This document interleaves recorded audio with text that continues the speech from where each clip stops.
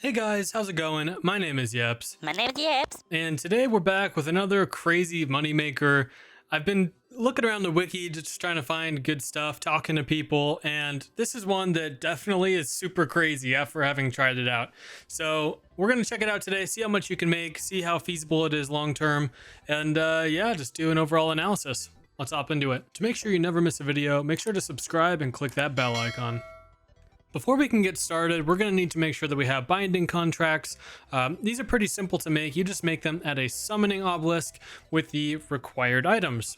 Per everyone's very strong recommendation in my last video, doing it in Taverly is way better. You'll simply make these binding contracts here and then speak to the store owner right next to me to sell and then buy back those items. So you'll have a noted set like this in your inventory. You'll sell them off to this shop owner and then go and buy them. They are 250 coins each, so that will be 500. Well, what is that? More like 1,000 extra per contract, but this will save you quite a few minutes. I think last time when I was doing Kalgarian Demons, it was something like 3-ish minutes to do 100 contracts. And if you do it this method, it took me about a minute and a half, maybe like a minute if you're really hauling. So it's probably twice as quick and therefore worth your time. Just something to note that it does cost a little bit of your profit to do it quicker. For the requirements, you're going to need a shard of Zeros to make this as comfy as possible. So if you want to go back to the Maze Caravan in Varrock to get the shard from your little storage chest here, just make sure you go and do that prior to starting this method. This will make it go a lot smoother. Okay, so to kill these Blood Reavers, really you're just going to use the best gear that you can have. As far as health, they only have 7,400 health, so a couple abilities and they'll go down super easy. Here's the gear setup that I use, just some Criploom, standard magic gear for the most part. I would recommend not using melee just because you're gonna have to run a great distance. I mean, you could be like barging around and that's fine too, but yeah. The last gear specific thing that I want to mention is to wear your Shard of Zeros.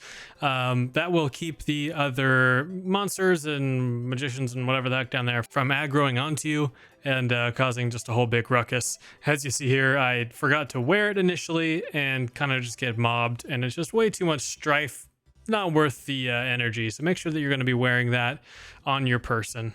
It's also highly recommended to make sure that you have a next kill so that you can reattune this portal to next.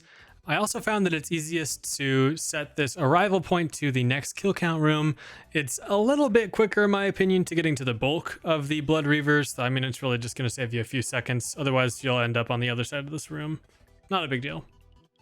On the wiki, it says that you can expect around 650 kills per hour, and that this money that it shows right here at 46.5 mil an hour is dependent on those 650 kills.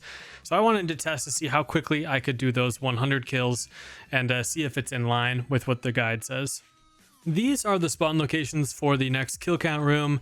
So you can see there's a big group right in the middle and then one way off to the right by where you would go in to fight next, or AOD over there. So I kind of found a good rhythm of killing them with, thresholds and so forth. Also making sure that they are all dead at the same time, as they do take, maybe 10 seconds to revive, keeping them dead, and started allowing me to go quite a bit faster. They don't drop bones or anything, so using a demon horn necklace isn't really helpful necessarily. So make sure that you're definitely drinking lots of super restores, and at the same time making sure that your inventory doesn't fill up with the finished binding contracts, as I had that happen a couple times and it wasted some efficiency for sure. Right now, evaluating profits, these pouches were 11.3 mil, and they do actually go for around mid price right now, so that's what you can pretty much expect to get for these. As far as this breakdown, I did 100 pouches at about 666 kills per hour. It took me pretty much 9 minutes flat to get all of these kills for the 100 pouches. The total price of the pouches was 11.36 mil. The cost of the binding contracts was about 4 mil, and I made about 7.36 mil in about 9 minutes. That puts me at an hourly rate of about 49 mil per hour. However, you do need to take into account that it takes some time to get these binding contracts created prior to going out and killing them. So your average would be a little bit lower just because of the time that it takes to do that. However, killing them, you'll be making about 49 mil an hour. So to look at potential profits for faster times, I did not do this in the most efficient way. This is my first time doing them. For very experienced people, I'm sure you could get 650, 700, maybe even 750 kills per hour, which would turn into, 47 up until 55 mil per hour doing this, which puts it on par with some very hard mode bosses too. Just gonna put that out there. This is great money. So my overall verdict for this is that they are completely worth doing, and they are actually better money per hour than Kalgirian demons. My only critique is that this eats through a lot of blue charms when compared to Kalgirian demons, because you're going to be making a lot more pouches and binding contracts ultimately. So if that's a worry, then maybe Kalgirian demons is a bit better, though it is worse GP per hour. That's it for the video today, guys. Thank you so much for watching. If you found this helpful, please drop a like and consider subscribing for more content. Very much appreciate the support, and we'll see you in the next one.